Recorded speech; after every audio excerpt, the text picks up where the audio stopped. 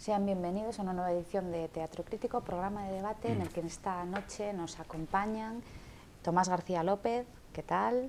Rubén Franco y Covadonga Coya. Gracias a los tres por estar aquí para tratar un tema que, aunque de actualidad, espero que no le coja mucho gusto a la cuestión de la novedad, porque lo que nos interesaría aquí es hablar de dónde viene, cómo hemos llegado a este punto y dónde está el origen del problema que vamos a tratar ahora, que no es otro que el de la consulta soberanista que se celebrará en Cataluña el próximo 9 de noviembre. Como digo, esto es la excusa para hablar sobre un tema que desde el materialismo filosófico se ha tratado en numerosas ocasiones, como el tema del secesionismo o del independentismo. Con respecto a la consulta, por romper el hielo, y puede responder el que quiera, aquí les dejo vía libre. Sobre el tema de la consulta, plebiscito, consulta soberanista, consulta independentista, ¿tiene la forma de llamarlo, esconde la forma de llamar a lo que sucederá el próximo 9 de noviembre algo sobre los intereses que esconde detrás? No sé si me he explicado con claridad. No, yo no lo entendí bien. Llamarlo consulta soberanista le da a lo que sucederá el próximo 9 de noviembre algún tipo de legalidad que a nosotros se nos escapa y el lenguaje nos está jugando una mala pasada a todos. Hombre, yo pienso que no le da ningún tipo de legalidad. Es una consulta que además, según acaba de aprobar el Tribunal Constitucional, es ilegal. Y otra cosa es que por la vía de los hechos, pues estos grupos que están realmente, en este caso, en el territorio catalán, pues con una premeditación, con mucho cálculo y con muchos años de trabajar y de ahínco y de energía, pues tratando pues sencillamente de fraccionar la unidad de la nación española, que es lo que está en juego. Entonces, si preguntas, que no sé si te he entendido bien, Sharon, si realmente el que haya esa consulta el próximo domingo quiere decir que si sale a favor van a ser soberanos, pues yo pienso que no. No se lo pregunto, pero me gusta que me contestes eso, bueno, porque está muy bien. Es que no lo entendí. Porque esa va a ser la siguiente pregunta. Ajá.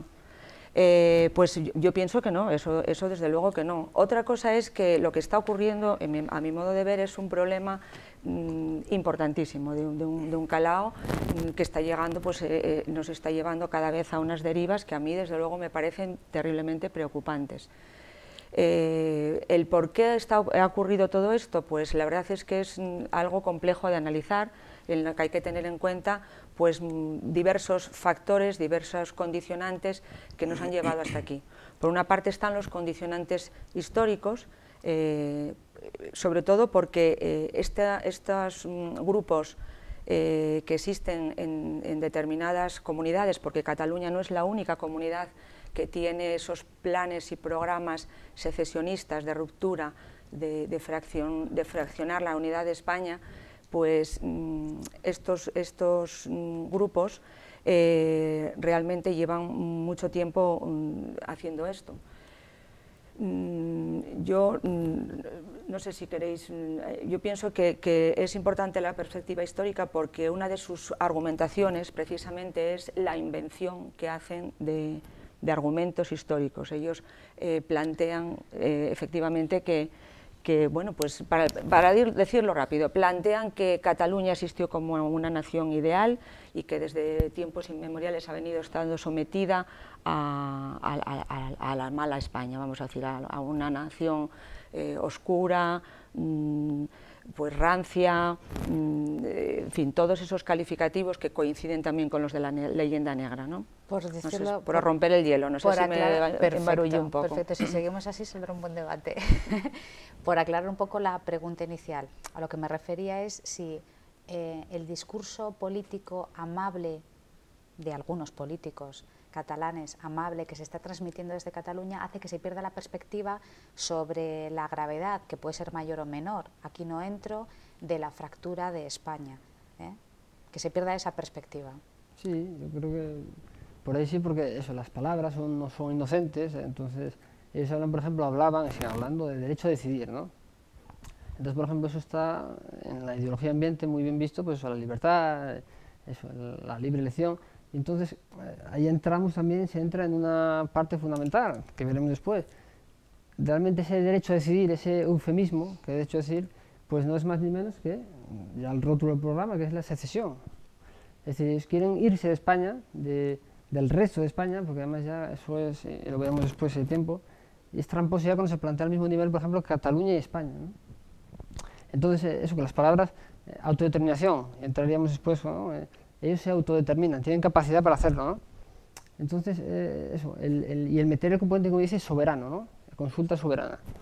Soberano el poder que por sí mismo. Entonces, todo esto es eso, tramposo y se cuela, digamos, de rondón, pero la gente está en ello. Entonces, ahora, la importancia de lo que puede suponer, o supondría, en fin, ahí entramos también en disposiciones jurídicas, legales, que son fundamentales, importantes, pero que aquí, si nos mantenemos un poco, pues eso, las mentiras que ha habido en Cataluña, ¿no? El nazismo catalán, repetidas como esa ideología, eso las ha, lo que sería eso, el nacionalismo fraccionario, separatista, que se quiere, pues eso, secesionar. Entonces, el decirlo suavemente, muy light, tenemos derecho a decidir. Entonces, y pues se plantea, los catalanes, el pueblo catalán, todavía, estos días, el pueblo catalán. El pueblo catalán, lo veía ya en televisión, el pueblo catalán es muy valiente y no nos van a quitar el derecho a decidir al pueblo catalán. Que ya entraríamos, pues eso, y en esa, en fin, hipotética consulta, pues ¿quién es ese pueblo catalán? Tomás. Bueno, sí, hombre, vamos a ver, tanto la cuestión de la consulta como el término que ha utilizado Rubén acerca del derecho a decidir supone una reducción burda de lo que sería la historia a la sociología o a la psicología. Es decir, que en principio ya habría que decir eso y ya pues empezamos atacando diciendo que la historia de España pues naturalmente no puede reducirse a un plebiscito de ese calado, ¿verdad? Y que entonces nosotros disponemos de una filosofía de la historia de España que no nos permite en absoluto hacer estos reduccionismos, en tanto en cuanto para nosotros España pues es el resultado de una sístasis, de una constitución que no es un texto escrito, y que tiene que ver naturalmente con procesos donde pues los acontecimientos militares, económicos, también sociales naturalmente, pues juegan un papel, y eso pues configura unas sociedades políticas, donde hay unas capas que están en conflicto entre ellas. Claro, no es lo mismo los que operan, los que hacen las leyes o los que juzgan, que los que llevan a cabo pues una actividad económica, que aquellos que defienden ese territorio, que es la capa cortical. Podríamos decir entonces que una sociedad política se cierra cuando justamente consigue una capa cortical, y ese es el resultado de España,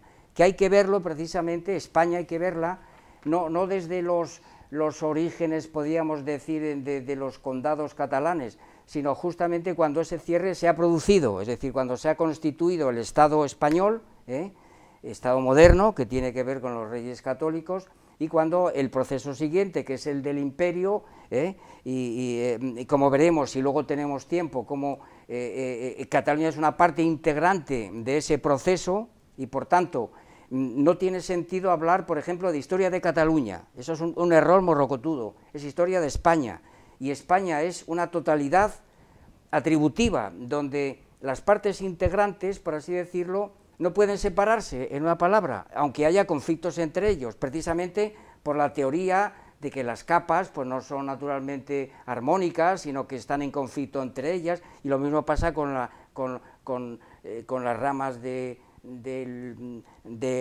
poder, que no es lo mismo operar que estructurar que determinar en las diferentes capas. Bueno, entonces esto del derecho a decidir lo ponen o lo sacan a colación los catalanes a propósito de, yo lo he oído mucho, a propósito de Escocia, y no se dan cuenta que la Constitución del Reino Unido se funda precisamente en un acta de unión, donde el reino de Escocia y el reino de Inglaterra, que lucharon en el siglo XIV y ganaron los escoceses y por tanto formaron un reino, y luego pues, por así decirlo, se lanzaron cuando se descubre la ruta del Atlántico, se lanzan, por así decirlo, pues a qué sé yo, a disputar a otros imperios, como puede ser el Imperio Español, la bahía de Hudson, la Florida, pues resulta que en el año 1707 los escoceses se dan cuenta de que tienen que tener un aliado, porque los españoles les están zurrando allí en la bahía de Hudson, y hacen el acta de unión, y en ese acta de unión se permiten esto que se conoce ahora con un plebiscito a ver si quieren seguir unidos o no, pero este no es el caso español. Este no es el caso español. Por tanto, la comparación es absolutamente impertinente, no tiene sentido. Y quienes hacen esta comparación es porque no conocen la historia, no se han metido a ella, ¿verdad? Y entonces, pues, bueno, pues eso, en una palabra, es la primera de las cosas que tenemos que decir, que expresiones como Historia de Cataluña o España contra Cataluña no tienen sentido alguno, no tienen sentido alguno, porque España constituye evidentemente una totalidad sistática donde las partes integrantes, y entonces la palabra secesionismo, que es un término, hace muy poco el profesor Bueno nos indicaba precisamente el significado del sufijo ismo, la palabra secesionismo, yo quiero decir dos cosas muy breves sobre ello, ¿no? Es un clasificador de formas de hacer y de formas de ser. Entonces, ¿esto qué quiere decir? ¿Que hay muchos tipos de secesión? Pues claro, esta es la cuestión. Hay mucho, porque no todas las secesiones tienen el mismo significado, ¿no?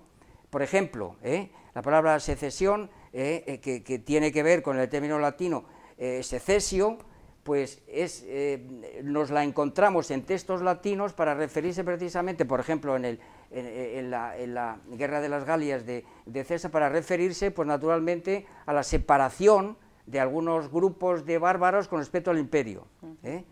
Bueno, este es un significado que es muy preciso. Se habla también, por supuesto, de la secesión de las colonias, que sabemos que los repartos de África hicieron pues que las potencias pues se apropiaran de territorio africano, y estos pues se han ido secesionando. Sencillamente también tiene sentido desde el punto de vista de que las metrópolis no pueden aguantar a las colonias, ¿verdad? Y luego pues está la guerra de secesión de los Estados Unidos, por tanto este es un primer término. Sin embargo, si regresamos a una situación anterior, nos encontramos con otro término que creo que hay que sacar aquí y que viene como anillo al dedo para definir el secesionismo catalán, que es el término defección. Defección, defectio en latín es, digamos, lo equiparable al término griego apostasía, que aparece en la historia de Tucídides, apostasía, para referirse precisamente a la deslealtad de Potidia con respecto a la metrópoli. En la guerra del Peloponeso, aprovechando un momento de debilidad, pues los habitantes de Potidia emprenden un proceso de defección. ¿Y qué componentes tiene esta palabra? Pues deslealtad, parcialidad, deserción, es decir, todo esto. Y a mi juicio, los grupos catalanes que están promoviendo esto, pues de alguna manera había que atribuirles precisamente estos calificativos. Son desleales, parciales, desertores, y en algunos casos, además, miserables, porque se arrepienten de haberse separado. Es el caso de Pau Clarís, si luego tenemos oportunidad de verlo, es decir, ese momento de 12 años en los que Cataluña consigue una cierta independencia con respecto a España, pero se tiene que poner bajo la tutela de Francia, y entonces se dan cuenta que eso es peor, se arrepienten, y entonces, pues, esa deslealtad, esa parcialidad, pues, y esa deserción es también miserable si tomamos a Spinoza como punto de referencia. Miserable, vamos, el que se arrepiente es doblemente miserable, ¿verdad? Y esto es lo que ocurrió con los catalanes, que nos costó muy caro, porque luego cuando Francia nos devuelve Cataluña, pues es a cambio de Flandes, con lo cual pues ya vemos ahí la deslealtad, la parcialidad, la deserción, etcétera. Vamos, que se den cuenta estas gentes pues de qué planteamientos quieren hacer. Bueno, yo creo que ya... Sí, no, yo iba al hilo de lo que estabas comentando, me suscita a mí una cuestión, y es que no sé si nunca había tenido en cuenta todos esos puntos de vista que acabas de mencionar sobre lo que significa o los hechos que han ocurrido, que se les puede denominar secesionistas, pero el modelo que plantean otros grupos políticos que no son en principio formalmente secesionistas, como pueda ser el modelo federal, no podría considerarse, al margen de la dudosa viabilidad que este pudiera tener, porque ya sabemos también que no se pueden federar, para federar algo tendría que estar esas partes separadas y por el momento siguen estando unidas. Pero incluso en ese idílico modelo no se le podría calificar también de secesionista, es decir, el fragmentario, porque al fin y al cabo, y ese es otro aspecto que a mí me gustaría hoy resaltar, que es que realmente dentro de los posicionamientos políticos que representan los diferentes partidos, con excepción del Partido Popular, el resto de los partidos, o casi el resto, bueno, Vox también estaría en otra línea, pues están apostando por ese modelo federal como una solución precisamente a todas esas supuestas tensiones históricas, que bueno, eso de histórico habría que ver hasta dónde se lleva, porque realmente si tomas esa perspectiva amplia desde la que Tomás se acaba de situar ahora, desde donde se puede empezar a hablar de una configuración de lo que al final llega a ser el Estado español y después la nación política, etcétera, pues realmente esas presiones o esos envites yo creo que son recientes, si no estoy muy equivocada, son más bien del siglo XIX hacia acá, y también es interesante ver cómo se ha ido produciendo todo eso, incluso a lo largo del siglo XX y sobre todo desde la Constitución del 78, que es una madre del cordero importante para hablar de todo esto. Yo diría que es una madre importante porque esas pulsiones ya estaban ahí antes, no sé si lo voy a contar bien, pero sí que es cierto que desde la configuración de la Constitución del 78, el diseño del modelo de Estado de autonomías, en parte parece que tenía esa vocación de tratar de calmar esos ímpetus rupturistas. Sí. Y ahí había incluso los propios socialdemócratas, creo que el propio Peces Barba tenía en su cabeza el llegar incluso a un Estado federal en un momento determinado. Claro, esto fue así y yo también quiero decir que esto se ha ido alimentando a lo largo de toda esta etapa democrática y en parte, no sé si hay que hablar de responsables o no, pero si yo personalmente pude haber contribuido también a ello, pues sencillamente por el origen en el que yo me crié, un entorno familiar de izquierdas, etcétera, donde incluso en mi etapa adolescente universitaria pues también me coincidió con la transición y en aquellos momentos yo recuerdo haber contribuido a reivindicar el estado de las autonomías, etcétera, etcétera, algo que como que ya lo habías aprendido en casa, ¿no? Fue posteriormente, no hace mucho, pues sobre todo cuando, la verdad, cuando leí el libro España frente a Europa de Bueno, donde uno empiezas a darte cuenta de la gravedad, por eso digo que para mí este asunto es un tema importante, porque si tú alcanzas a comprender la importancia que puede tener el que una nación como España, del calibre de España, se fragmente, teniendo en cuenta que el planeta está estructurado, segmentado en naciones, que esas naciones van metidas como en plataformas y que la dinámica es de tensión, pues realmente fragmentar algo que tiene un potencial, que es duro, que es cohesionado, que es fuerte, fragmentarlo es como una posición ridícula si no te das cuenta de ello, ¿no? Les voy a pedir que me digan qué opinan sobre unas declaraciones de Artur Mas, no recientes, de hace ya por lo menos un par de años, en un desayuno con economistas en Madrid, en el que Artur Mas dijo algo así, quiero citar textualmente, pero cito de memoria, que había cierto hartazgo ya entre España y Cataluña, en la relación España y Cataluña. Y lo cierto es que cuando lo consultabas con la gente decía, sí, yo estoy harto ya de los catalanes y de Cataluña, que se vayan. Y la pregunta es, antes Tomás hablaba de que cuestiones como la de historia de Cataluña no tiene sentido, pero sin embargo ahí está. Ha calado tanto el discurso, tanto que nos hemos tragado a la papilla, por decirlo clarísimamente. ¿Quieres? Una cosa es el hartazo de muchos que dicen, bueno, llegamos a este punto, pues que se vayan, ¿no? Vale más que se vayan y fue. La cuestión es que, y entraríamos en la cuestión de la consulta, la famosa consulta del próximo domingo 9, que esa consulta, en caso de tal, esa afecta a todos los españoles, no afecta solo a una parte de Cataluña, afecta a todos.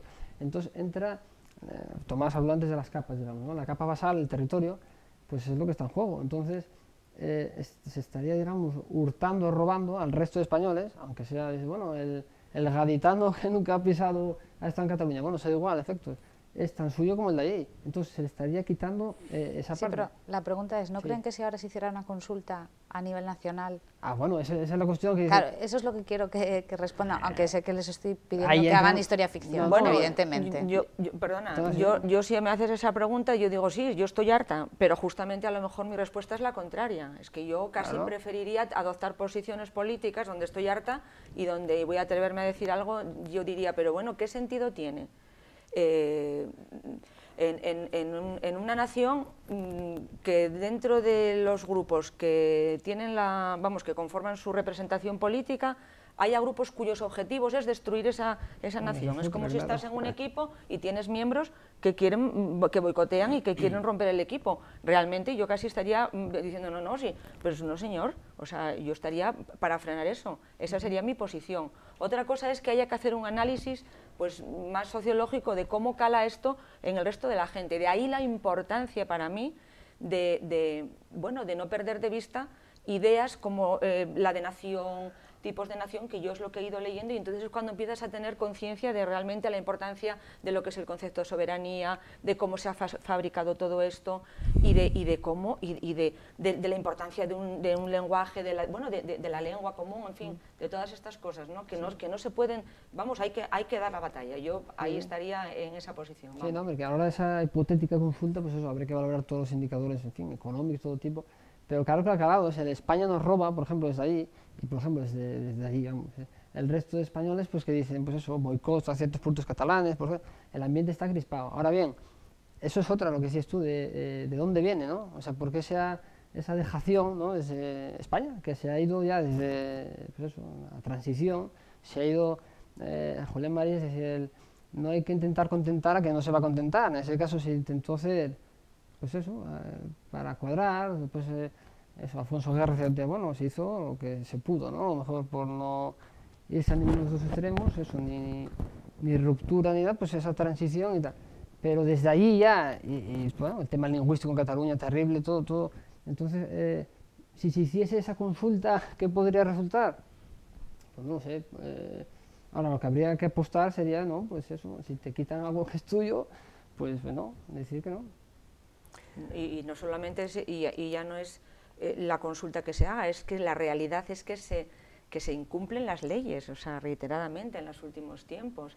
Se incumplen las leyes pues, con el tema de la lengua, no se está respetando, se incumplieron leyes, no sé si en Cataluña también, pero vamos, en el País Vasco me acuerdo de las leyes de banderas, o sea, ellos están montando una nación sobre unas bases falsas, con argumentos históricos como el de la Diada, que bueno, dan la risa cuando uno se adentra en ellos, con argumentos como el de la lengua,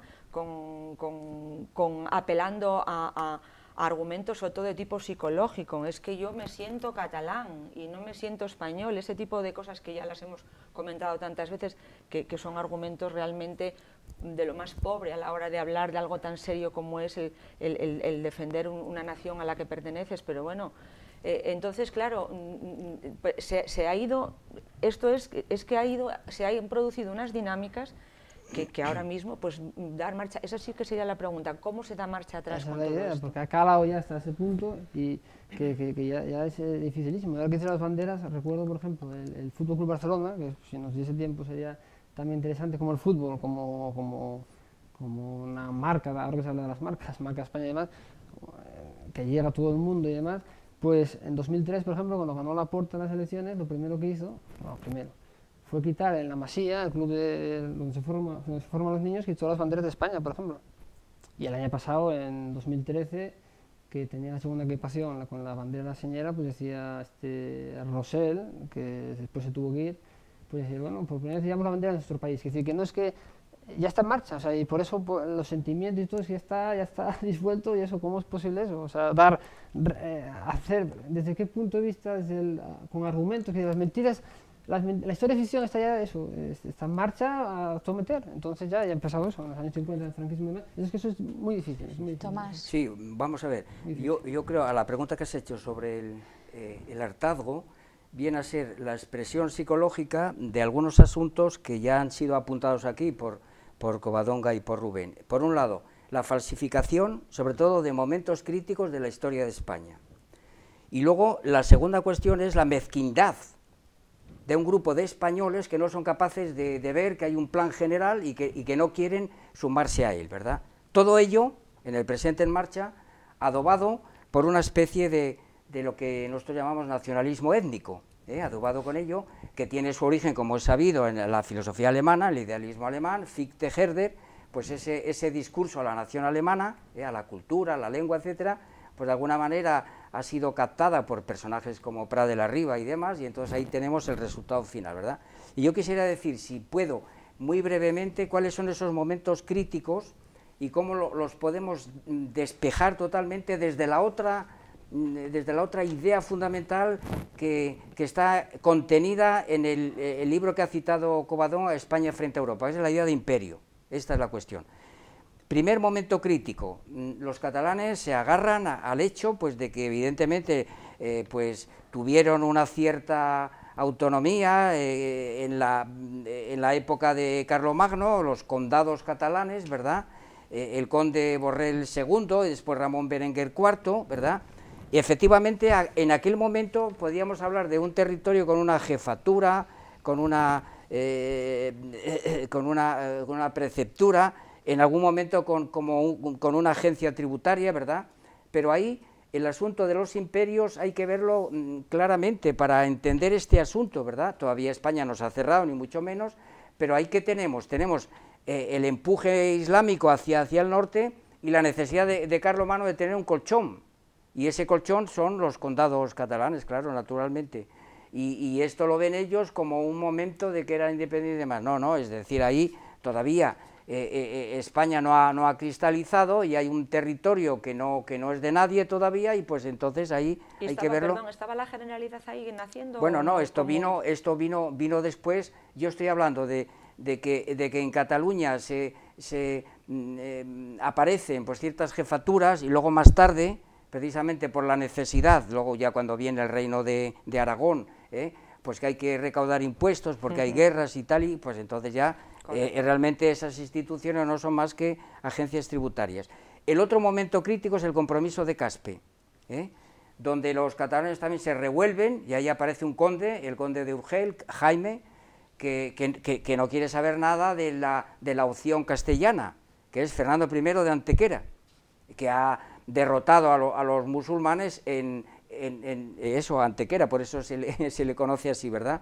Y entonces pues hay un movimiento que es los urgelistas, ¿verdad? Urgel, pero resulta que Fernando de Antequera, en una decisión de muchísimos compromisarios, valencianos, aragoneses, catalanes, etcétera, pues deciden que sea precisamente Fernando de Antequera porque es el más adecuado.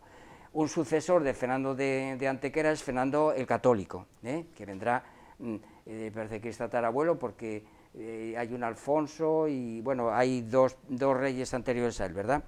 El otro momento crítico lo dije hace un momento, ¿verdad? Bueno, esto es decir, el sustantivar aquel conde Jaime de Urgel como el representante de la esencia catalana es una cosa ridícula, quedó barrido.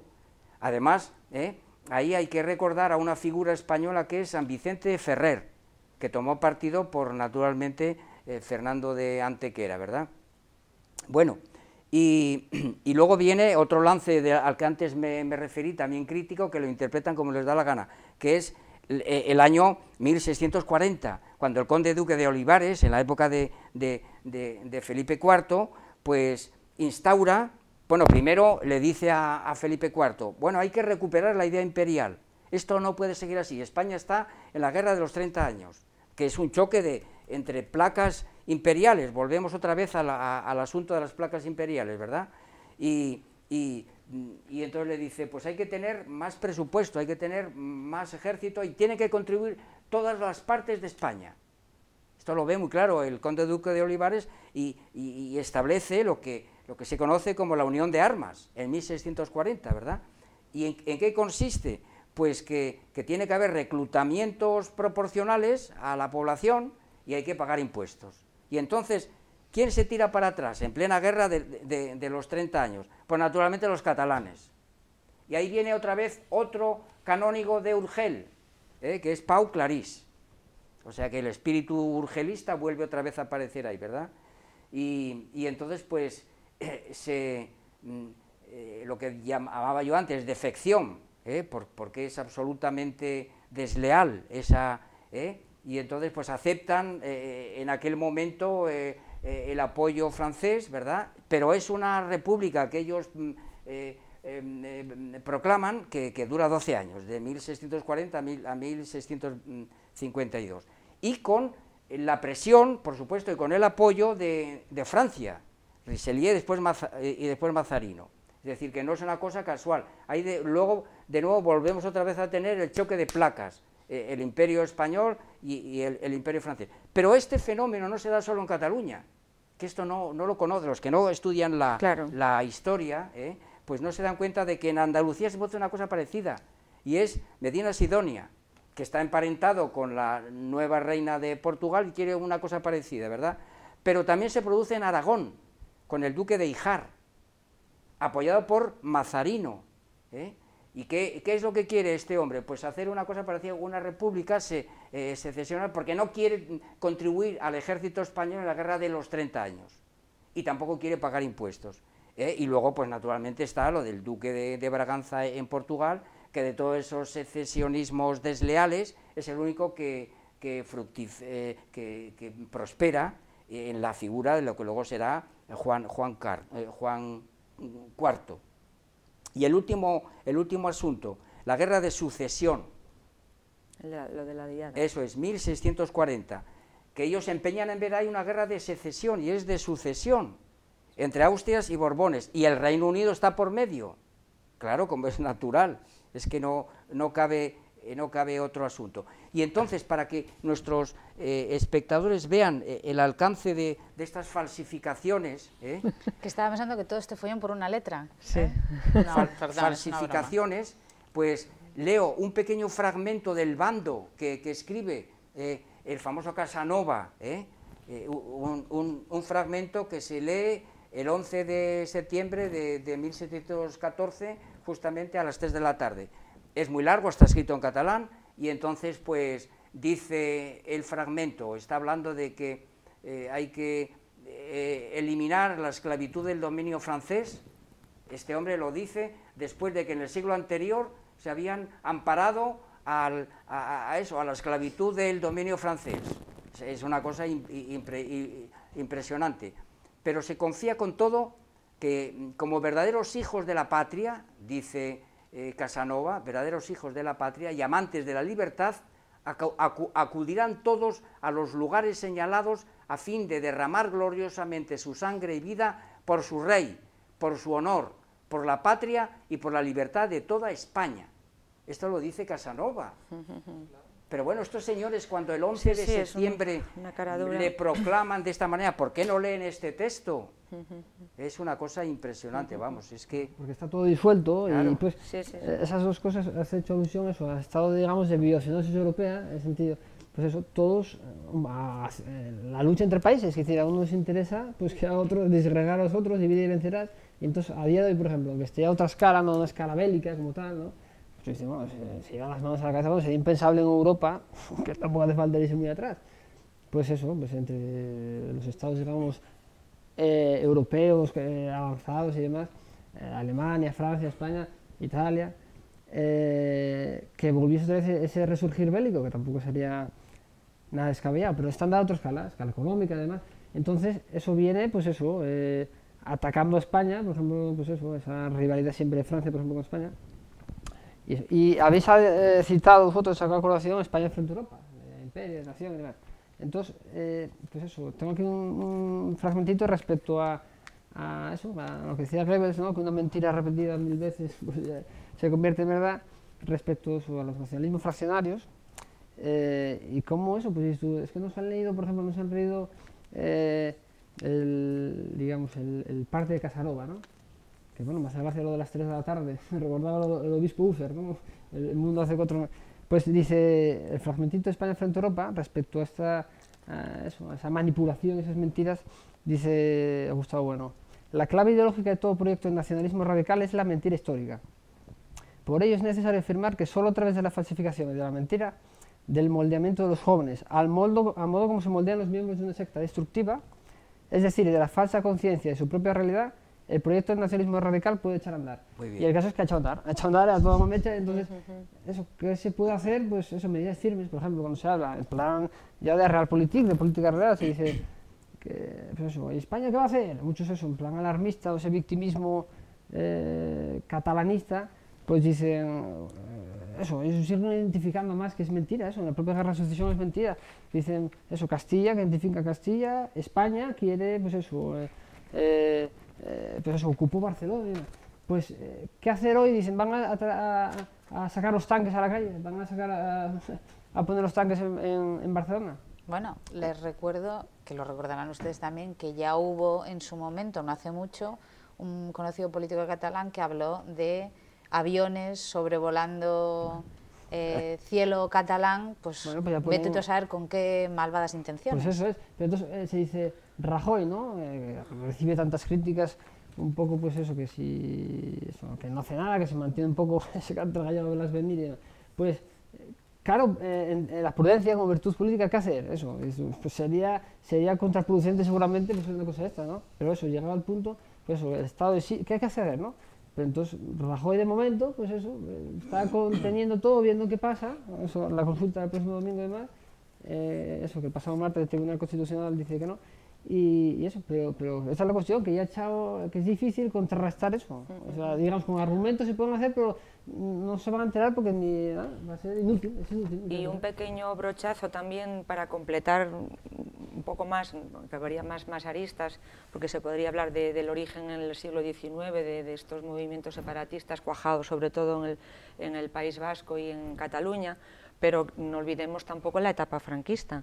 Por ejemplo, el que alguien hoy defienda la unidad de la nación española o que digas defender España como nación, y automáticamente hay una masa de sujetos que te tachan de facha, etcétera, etcétera, porque se identifica, fíjate tú que ese es otro San Benito que tenemos, que se identifica la defensa de la nación, algo que es bastante normal en cualquier otro país, homologable al nuestro, se identifica con la dictadura, con el franquismo, vuelve otra vez a haber una identificación, con lo cual ese es otro inconveniente muy grande para que nos demos cuenta de dónde estamos.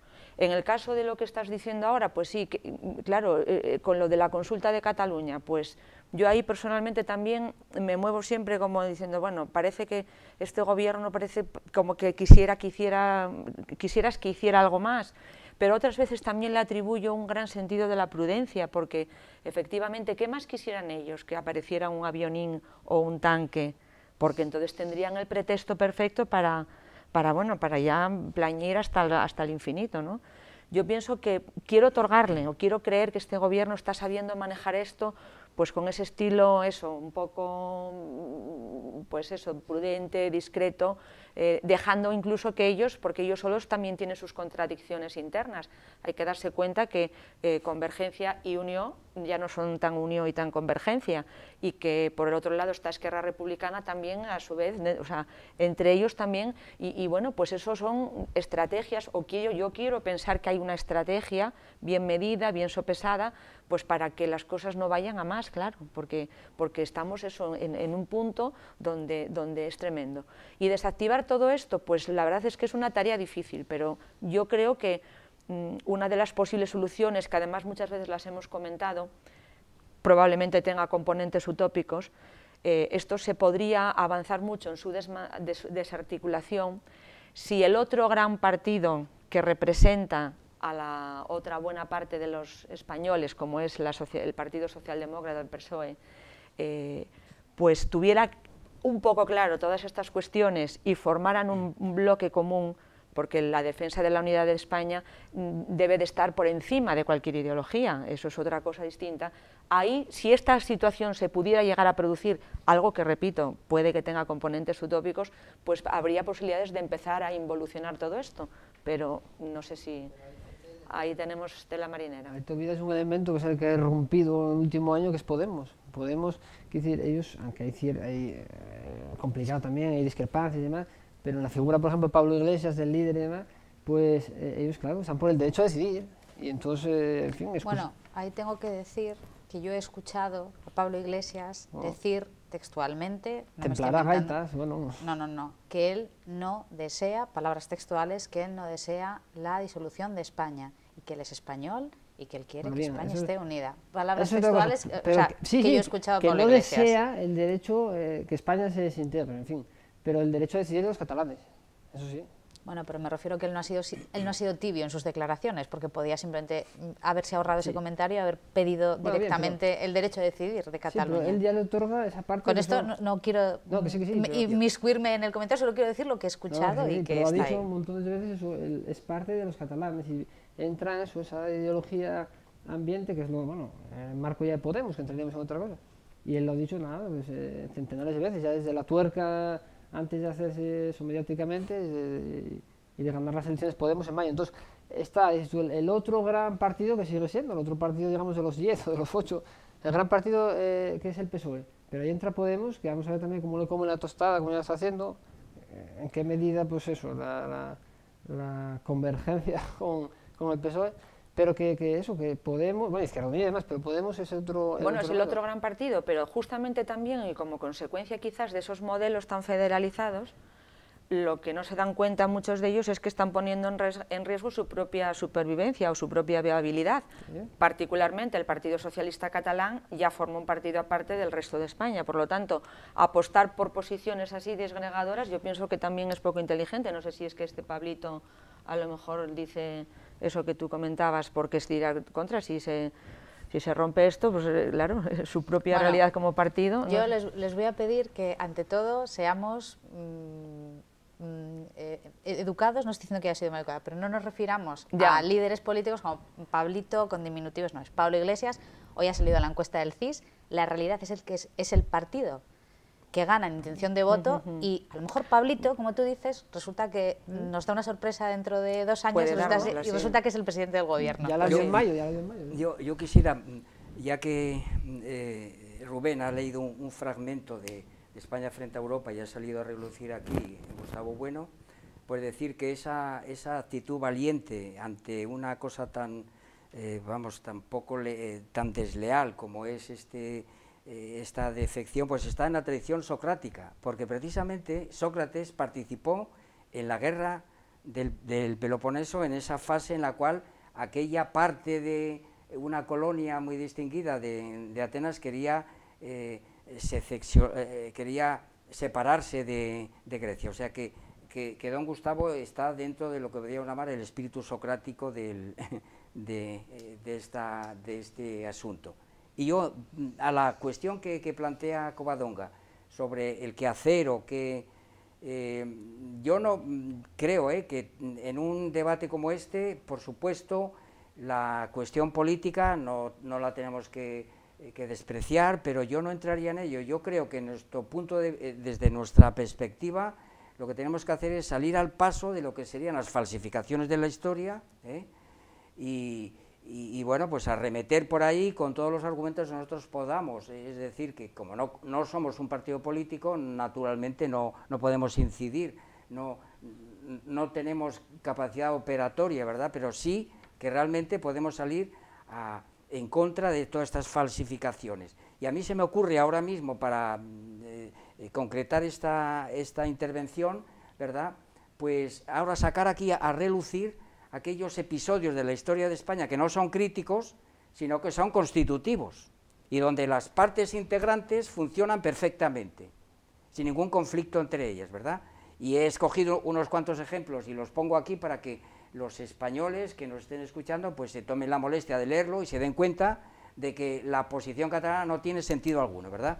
Por ejemplo, antes de que realmente España se constituyera como un Estado moderno, antes de dar el paso a un imperio transatlántico, pues tenemos dos acontecimientos que no me resisten. Las Navas de Tolosa, donde el rey Pedro II de Aragón, que también incluía naturalmente a los condados catalanes, tal y como nos cuenta en la crónica general de Alfonso X el Sabio, pues dice que fue un valiente defensor de la causa cristiana frente a los musulmanes, católica en este caso, ¿no? Y ahí pues participaron Alfonso VIII de Castilla, Pedro II de Aragón y Sancho VII el Fuerte, ¿no? Todavía España no se ha constituido de una forma definitiva, ¿verdad? Después hay otro acontecimiento que los catalanes tendrían que leer mucho, y es la idea imperial española de Jaime I el Conquistador. Tampoco me resisto yo a leer un fragmento brevísimo en el que, a propósito de que Jaime I optaba a la corona imperial, no se la concedió después, parece que era Benedicto III, pues entonces él, cuando es nombrado, por así decirlo, o propuesto, y no se lo conceden, pues entonces dijo, en catalán, y traduzco rápidamente, varons, ens poden anar, podemos andar en corona o sense corona, con corona o sin corona, que hoy es honorada toda España, que hoy es honrada toda España porque me han propuesto para emperador, Jaime I.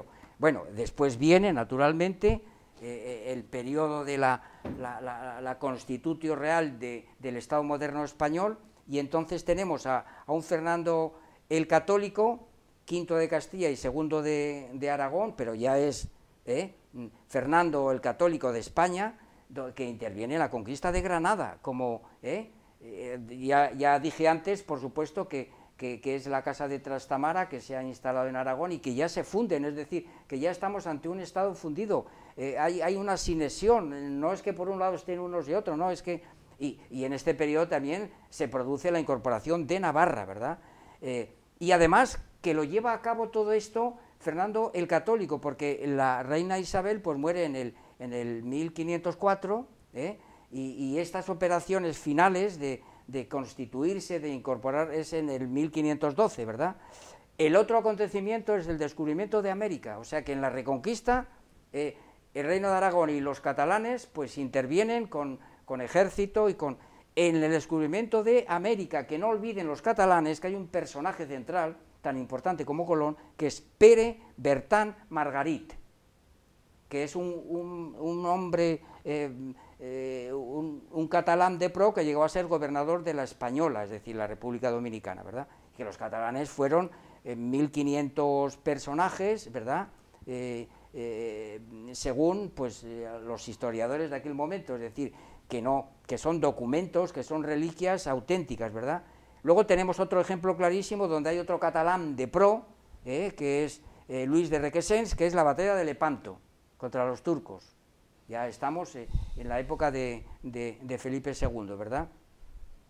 Entonces, pues, y luego, para terminar y esto es en lo que hay que incidir, ¿verdad? Que la historia de España es esta, y no las falsificaciones que se hacen, a ver cómo interpretan ellos desde sus falsificaciones estos acontecimientos. Y yo no he hecho más que seleccionar unos poquitos. Luego está la Guerra de la Independencia, señores catalanes, Es decir, ¿qué me dicen ustedes de Gerona, del Bruc, de Agustina de Aragón? Y como yo he estado trabajando en un instituto que llevaba el nombre del Torras y Baches, pues este personaje, este canónigo, pues resulta que tiene una obra monumental. Yo tuve oportunidad de leerla, porque estaba en el instituto de Hospitalet, y entonces pues es un hombre que defiende la idea de España por encima de todo, escribe la mitad en catalán, la mitad en español, ¿verdad? Y entonces, ¿qué es lo que dice? Bueno, pues que ahí el enemigo común es Francia, Bueno, pues esta es la historia de España real, y la otra falsificación es una manera completamente ridícula, dislocada, de ciertos momentos críticos, que parece, o aparentemente parece, que tenemos una Cataluña que tiene independencia con respecto a las otras partes. Pues no, Ahí de lo que se trata, estamos asistiendo a un movimiento de tierra, en tanto en cuanto precisamente pues hay choque de placas imperiales, Francia, Inglaterra, etcétera, ¿verdad? Y que entonces pues como resultado pues parece que hay partes pues que siempre dentro de esta idea que yo he lanzado al principio de que en realidad lo de los catalanes no es secesión sino defección, con todos los componentes axiológicos peyorativos que esto tiene. Pues son desleales, mezquinos y además miserables, en el caso, por supuesto, de la proclamación de la República Independiente de Cataluña en el siglo XVII, reinando Felipe IV, porque luego se arrepienten y vuelven a España. Esto es la miseria mayor que se puede... por lo menos los portugueses se mantuvieron en la independencia y hasta ahora. Un último tema. Ha sido Covadonga la que ha mencionado, creo que ha sido tú la primera, la que ha mencionado el libro España frente a Europa, en el que Gustavo Bueno, como ha dicho Tomás, trata sobre estas cuestiones y otras muchas. El independentismo catalán optó hace años por una vía que era la disolución de España en Europa. Quiero decir, somos los pueblos de Europa, pero parece ser que es una estrategia que no caló ideológicamente. Quisiera que me explicaran un poco por qué creen ustedes que no ha calado o que ahora no se está explotando como se explotó ideológicamente en su momento, hace unos años. Bueno, a lo que yo sé, que tampoco lo sé completamente, sí que Europa reconoce las regiones que componen las naciones. La famosa Europa de los pueblos. Sí, sí, y de hecho a nivel de ciertos proyectos y de ciertas cosas reconoce a Cataluña como una región especial, eso sí que es cierto.